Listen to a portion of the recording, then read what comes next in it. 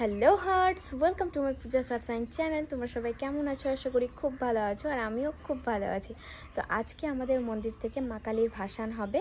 আর শিব পুজোর দিন তো তোমাদের সঙ্গে শেয়ার করেছিলাম যে শিব আর পার্বতীর মূর্তি আনা হয়েছিল, তো সেটাকেও একসঙ্গেই ভাসান হবে।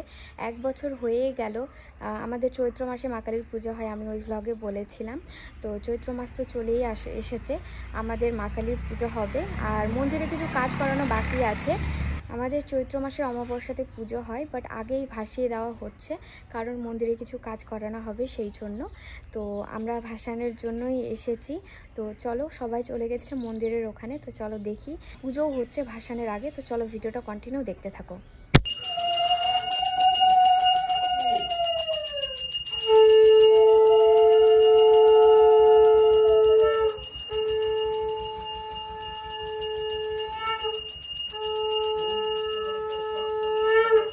আমি মন্দিরে পৌঁছে গেছি। পৌঁছে দেখি যে যজ্ঞ শুরু হয়ে গেছে, মা আর মামি বসে আছে। আর ওইদিকে তোমরা দেখতেই পাচ্ছ, যজ্ঞ আর ধুনুচির কারণে পুরো ধোয়া ধোয়া হয়ে গেছে মন্দিরটা। শিব পুজোর দিন যে মূর্তি আনা হয়েছিল, শিব পার্বতীর মূর্তি, তো সেটাকেও বিসর্জন করা হয়নি, কারণ একসঙ্গে বিসর্জন করার ছিল। মা কালীর মূর্তিটাও বিসর্জন করার ছিল, সেই জন্যই রেখে দেওয়া হয়েছিল যে একসঙ্গে বিসর্জন করবে সেই জন্য। তো এদিকে যজ্ঞ চলুক, তোমরা ভিডিওটা কন্টিনিউ দেখতে থাকো।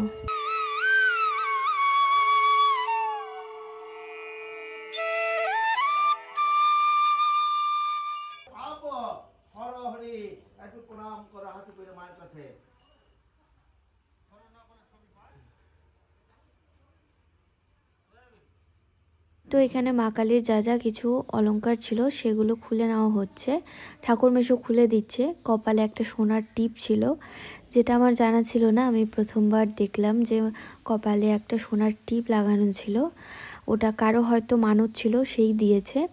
পায়ে ছিল নূপুর, ওগুলোও খুলে নেওয়া হচ্ছে, কারণ ভাসানোর আগে সমস্ত কিছু, যা কিছু অলংকার পরানো হয় সমস্ত কিছু খুলেই নেওয়া হয়। পরে আবার যখন নতুন মূর্তি আনা হয় মা কালীর, তখন আবার পরিয়ে দেওয়া হয়।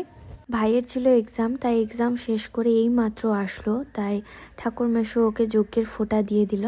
আমরাও যজ্ঞের ফোঁটা নিয়ে প্রণাম করছি। এতক্ষণ আমার ভিডিও ধরে দেওয়ার কেউ ছিল না, ভাই এসে আমাকে ভিডিও ধরে দিচ্ছে, তাই আমাকে ভিডিওতে দেখতে পাচ্ছ। আর আমার পাশে যাকে দেখতে পাচ্ছ সে হচ্ছে আমার শাশুড়ি মা, মানে আমার সোনাইয়ের মা। তারপরে মন্দিরে যা কিছু যাবতীয় জিনিস, সেগুলো মূর্তিগুলোর সামনে থেকে সরিয়ে দেওয়া হচ্ছে, কারণ মূর্তিগুলোকে বাইরে বার করা হবে বিসর্জনের জন্য।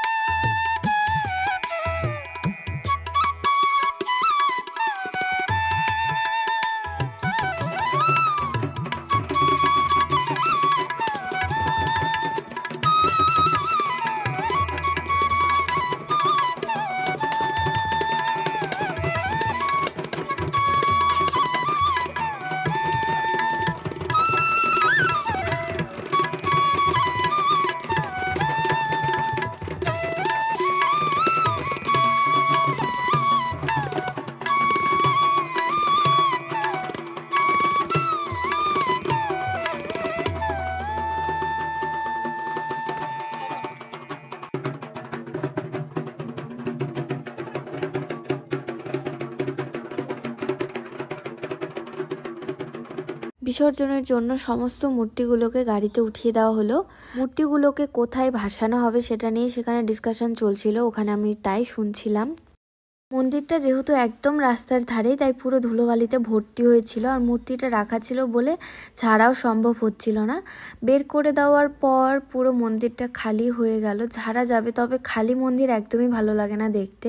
কিছু বছর আগে অবধিও মন্দির খালি থাকতো, মানে কালী পুজোর পরপরই কিছুদিন পরই ভাসিয়ে দেওয়া হতো, মন্দির এরকমই খালি থাকতো। বাট যেহেতু মন্দিরটা ওঠানো হয়েছে, তাই সবাই মিলে আমরা ডিসকাশন করে ডিসাইড করা হয় যে না, মূর্তিটাকে সারা বছরই রাখা হবে, সপ্তাহে একদিন করে ঠাকুরমশাই এসে পুজো করবে। আর মা তো প্রত্যেক দিনই প্রায় গিয়ে ওখানে সন্ধ্যাবাতি দেয়, পুজো করে। আগে আমাদের কালী পুজোর সময় অনেক বড় করে মেলা হতো, বাট কোভিডের পর থেকে আর মেলা করা সম্ভব হয় না। তবে এবছর আবার মেলা হবে, তোমাদের সঙ্গে আমি শেয়ার করব, তোমরা ওয়েট করো। কিছুদিন পরই পুজো হবে, চৈত্র মাস তো পড়েই গেছে, চৈত্র মাসের অমাবস্যাতে পুজো হবে, সেই ভ্লগও আমি তোমাদের সঙ্গে শেয়ার করব।